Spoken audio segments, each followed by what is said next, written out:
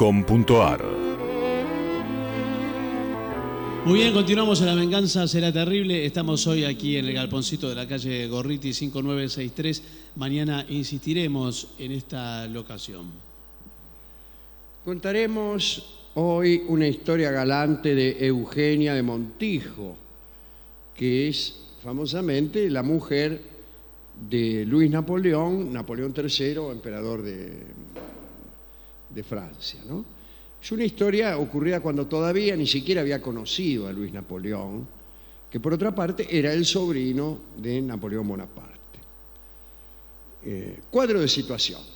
Eugenia era una joven aristócrata cuyo padre, antiguo oficial del ejército de Napoleón, se llamaba Cipriano Guzmán Palafox y Portocarrero, conde de Teba y de Montijo. Su madre, Manuela de Montijo, era la heredera de un escocés, William Kirkpatrick, que había hecho fortuna en Málaga con un negocio de frutas y vino. La habían casado con don Cipriano, a la mamá de Eugenia, contra su voluntad. Manuela, la madre de Eugenia de Montijo, mostraba frente a los caballeros una gran libertad de movimiento. Se le atribuía un gran número de amantes. Discúlpeme, pero la indignación casi me impide continuar. El escándalo que me produce esta revelación. Algunas personas aseguraban que las hijas de Manuela, Eugenia y Paca, eran fruto del encuentro de Manuela con el escritor Prosper Mérimée, que un extraordinario escritor. Estos eran chismes, ¿no? Igual, no era cierto.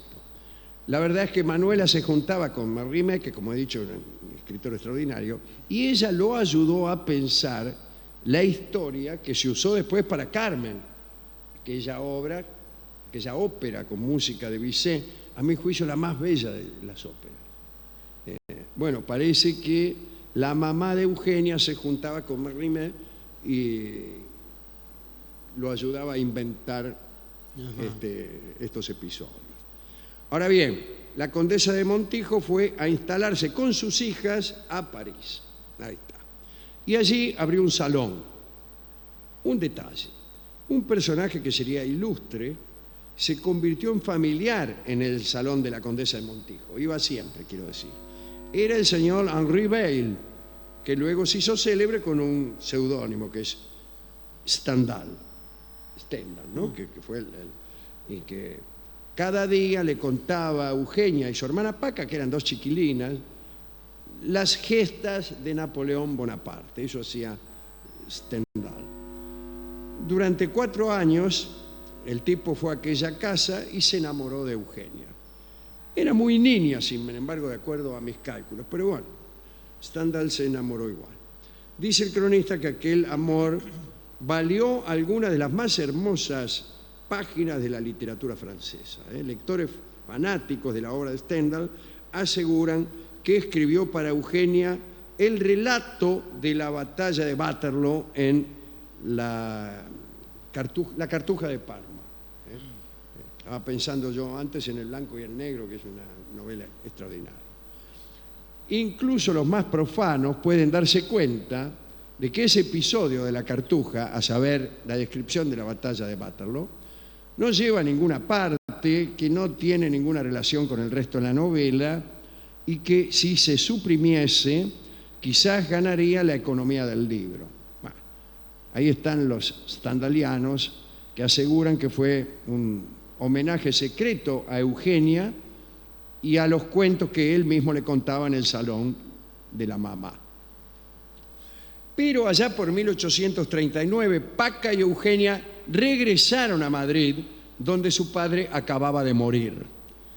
Y Stendhal desesperó. No la volvió a ver jamás. Él mismo murió poco después, en 1842. Dicen que desgarrado por esa ausencia.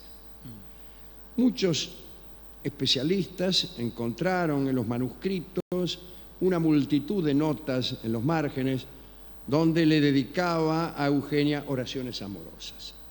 Muy bien, el caso es que a los 16 años Eugenia era una de las muchachas más encantadoras de Madrid.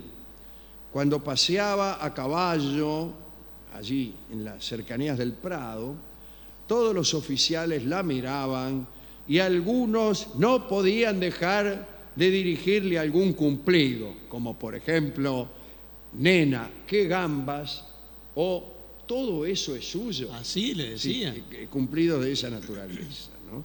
No, acá dice que los cumplidos estaban dedicados mayormente a sus cabellos rojos. A Eugenia, sin embargo, le molestaba mucho ser pelirroja.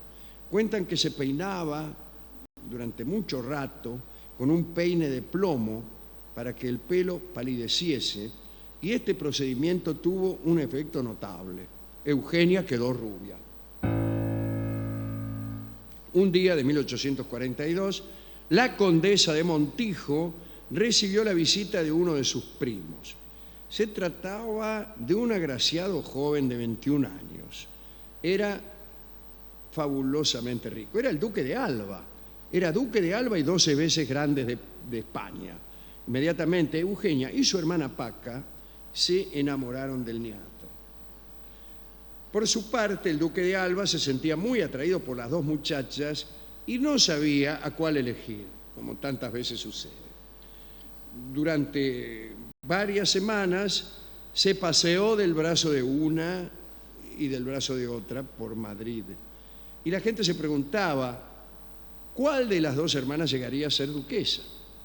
Finalmente, en la primavera de 1843, el duque, habiendo reflexionado mucho, fue a decirle a Manuela de Montijo, la vieja, ¿no?, que quería casarse con Eugenia. Dijo, bueno, lo pensé mucho, señora, me quiero casar con Eugenia. Parece que la condesa, Manuela, la mamá de las chicas, tenía una clara preferencia por su hija Paca. Y entonces me dijo, mire, lo tengo que pensar. Y Manuela habló con Eugenia y le dijo algo que la derrumbó. Le ordenó que desanimara a su pretendiente porque ella quería que se casara con Paca, con la otra hermana. Y Eugenia se desesperó porque amaba al duque y quería convertirse en su mujer. Pero no tuvo fuerzas para oponerse a su madre. Reflexionó, como tantos de nosotros, que una madre, después de todo, está en este mundo para hacer desgraciados a sus hijos. Al principio, Eugenia, para desanimar al duque de Alba, fingió enfermedades, se mostró menos solícita, dejó de acompañarlo en los paseos, empezó a afearse, usaba vestidos viejos, pero todo eso no hizo más que estimular todavía más el deseo del muchacho, que creía que la víspera del encuentro definitivo debía estar sujeta a dificultades, aunque fueran fingidas. Cuando Eugenia advirtió que cada movimiento suyo, aunque fuese el más desagradable, le daba más esperanzas al primo, decidió hablar. Bañada en lágrimas, hizo ante el duque un elogio de su hermana Paca y le dijo que en verdad era con ella, con Paca, con quien debería casarse. Y el tipo, que era un gil y poco estable en sus sentimientos, como todos los giles, se dejó convencer fácilmente, y esto acabó por desolar a la pobre Eugenia. Ya al día siguiente, después de haber intentado envenenarse Eugenia, ¿no?, le escribió una carta en la que le confesaba su amor y su deseo de irse lejos del mundo porque su corazón estaba roto. ¿Se entiende lo que acabo de decir? Al día siguiente de haberle dicho que se casara con su hermana, ella le escribió una carta y le dijo que lo amaba, que por tal motivo había tratado de suicidarse, que bla, bla, bla. El tipo ni le contestó. Y se casó alegremente con la otra, con Paca nomás. Un tiempo después, cuando bajaba una escalera, Eugenia tropezó y cayó al pie de una vieja dama que la ayudó a levantarse, que resultó ser una gitana. Y le dijo: dame tu mano pequeña, voy a decirte la buenaventura. Tienes unas líneas maravillosas, llegarás muy alto, vivirás 100 años y acabarás en la oscuridad. De esa profecía, Eugenia solo retuvo una cosa: que viviría 100 años, lo cual le pareció terriblemente largo para llorar a su amor perdido. Un par de años después sucedió lo que todos sabemos. Se instaló de nuevo en París. Allí apareció un Bonaparte, el hijo del hermano menor de Napoleón, que era Luis Napoleón, ¿no? Ya cuando Luis Napoleón vio por primera vez a Eugenia, quedó deslumbrado. Las Montijo igual estaban informadas de la vida licenciosa de aquel Bonaparte, pero la muchacha, con el ardor de sus 23 años, se sentía turbada ante el heredero de tanta gloria, y la condesa de Montijo también empezaba a entrever la posibilidad de un porvenir imperial para su hija. Y así que se casó nomás con Luis Napoleón, y el 21 de noviembre de 1852, Luis Napoleón fue elegido emperador de los franceses, y bueno, en verdad fue Eugenia la emperatriz.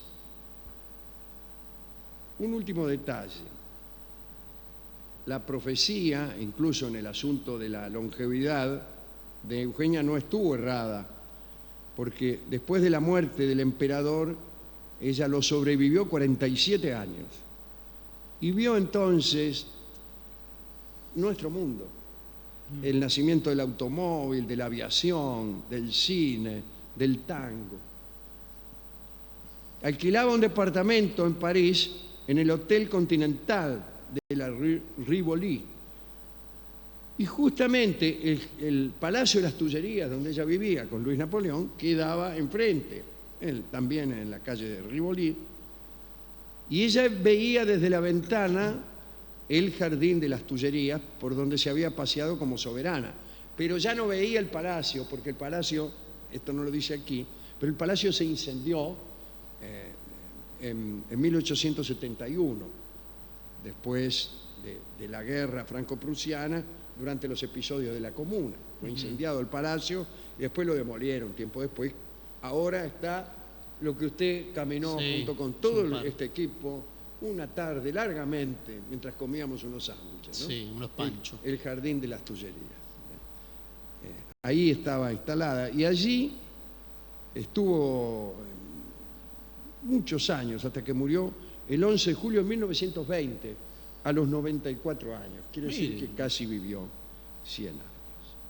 Hemos ido a la discoteca y le hemos pedido, ya que la vieja de Eugenia y de Paca, Manuela, se la pasaba pasándole ideas a Mérimée para que escribiera lo que después fue el argumento de Carmen, la ópera de Bizet, podríamos escuchar entonces La Habanera de Carmen, para ilustrar esta charla. La Habanera, que se llama L'amour est un oiseau rebelle. El amor es un pájaro rebelde. Se llama así porque así empieza. Hay una costumbre muy usual de ponerle a las canciones lo mismo que dice la primera frase, ¿no? ¿Por qué no cantás per canta que me amuraste? En realidad se llama Mi noche triste, pero es l'amour est un oiseau rebelle.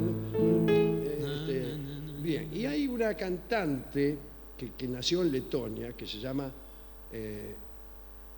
Elina Garanca. Se escribe Garanca, pero se pronuncia, para su desgracia, Garancha. Sí. Es muy feo. Y acá sí. Sí. Bien, y que es una cantante hermosísima. Y vamos a oírla ahora en La Habanera, en l'amour et la oiseau rebelle.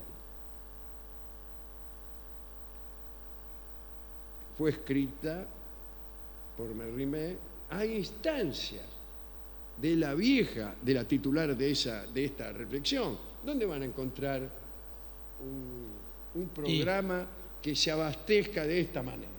Sí, es raro. Es muy raro. Sí, es raro. Canta entonces Elina Garanza, ¿no? El amor es un pájaro rebelde. ¿Qué cosa pienso en mi querido amigo, inolvidable amigo, Carlos Loiseau?